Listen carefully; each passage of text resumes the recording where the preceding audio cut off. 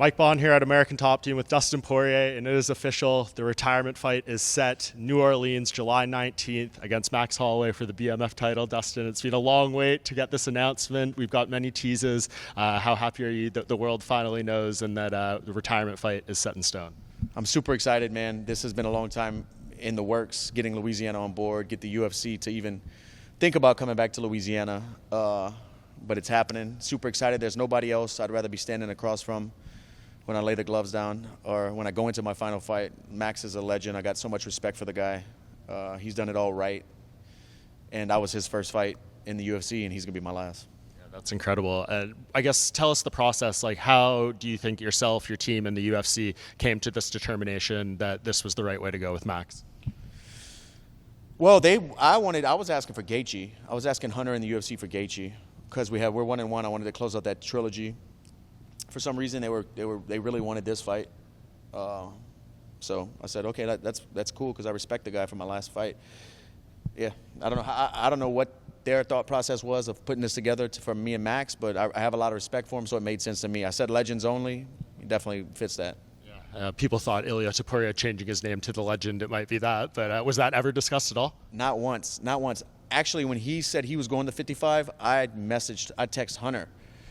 I texted the UFC. I said, hey, what's up? Let me know what's going on with this guy now. He's a 55. But they never entertained it. They told me it's not happening, and they wanted Max. Yeah. And obviously last time, I remember so clearly, that was cage side when you and Max fought in Atlanta there for the interim title. That came together like relatively short notice. I think you were originally going to fight Tony Ferguson at the time. It didn't happen, and they got in Max. You know, he's going to have a longer camp to get to lightweight this time. He's committed to that move. How do you think that's going to make him different, like physically and maybe power, things he can bring to the table? Yeah, he'll definitely be thicker, have more power. I mean, you saw the way he looked against Gaethje. Looked a little bit better, wore the weight a little bit better. But Max is a big guy. You know, he could have been at 55 for a while, but it'll be a completely different fight. There are gaps of years between our fights. The first one was 2012, then 2018, 2019, now 2025. Each fight is a different fight. It's the same guy, but we've been in the gym and fought so many great world-class guys. We're both different fighters every time, so I'm looking forward to this. Yeah, I think it's the longest spanning trilogy in UFC history over the course of like 14 years or so now. I guess how much can you even look back at those first two fights?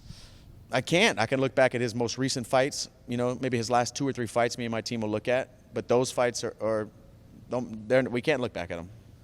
When you look at the last one in particular, you know, it was made for such a long time. Max Holloway had never been knocked down. You probably came the closest in that fight. He got saved by the fence a little bit, but he has been dropped. He has been knocked out now. Does that change your perspective on his potential durability in this fight? That's a tough one. Of course, those knocks add up. But I thought he looked good on his feet. You know, he kind of had some moments in the fight of finding his rhythm, and he just got hit with a good shot. This is fighting. You know, you can't recover from them all. Somebody spins your chin like that, especially somebody like Ilia with good technique. Maybe it was a shot he didn't really see. We'll find out. Time will tell. Was it always your expectation with this matchup the BMF title would be on the line? No, this was, like I said, this was a blindside. I thought Max was like the last person I thought they were going to try to match me up with. What do you think of fighting for the BMF title? Again, you know, you had your opportunity in Utah, didn't go your way, another chance. Does this belt hold any significance to you? Of course it does.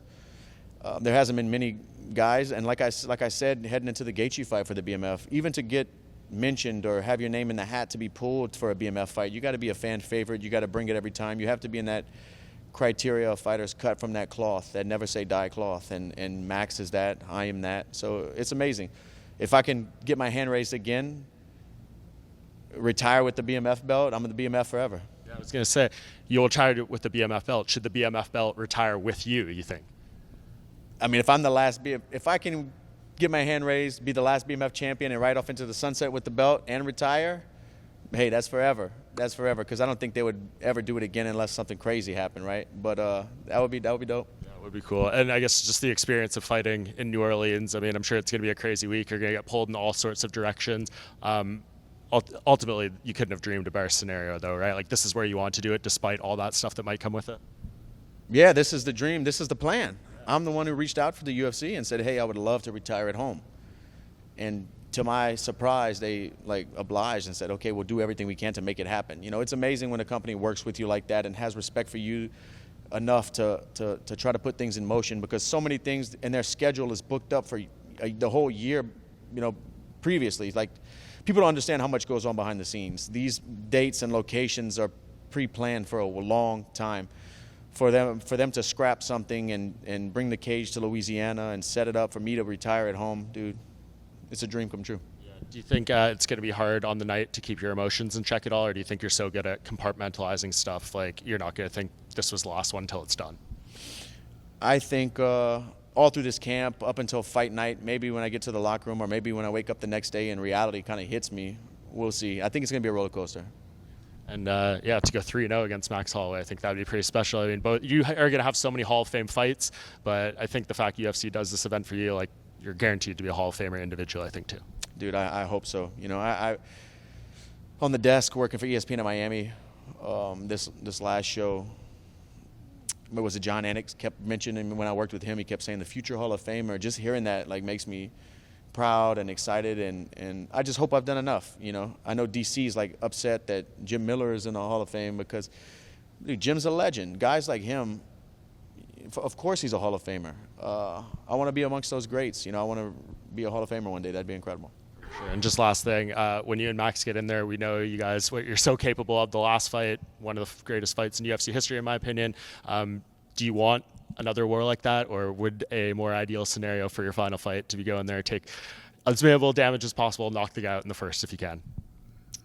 I mean, that would be nice. Get in, retire clean, go home with no stitches for my daughter. But in true knucklehead fashion, I'm going to stand in the middle and trade with Max, and we're going to bleed and put on a show for the last one. Awesome, man. Well, Dustin, personally speaking, you've done so much for me in my career. I really appreciate everything. You've been such a great role model for the sport, so I can't wait to be there for the final fight. I remember the look in your eyes the last time you and Max fought. You looked at me through the cage when Bruce Buffer was introducing him, and I remember you told me I would have beat anyone in the world on that night. Do you kind of remember that a little bit? Yeah, and I remember thinking that. I thought no matter – that was the first time I ever had a title in front of me, I think, in the UFC. There was no – like, anybody in the world I would have beat that night. I really believe that. Hopefully you go in there with that same feeling on July 19th. For sure, BMF.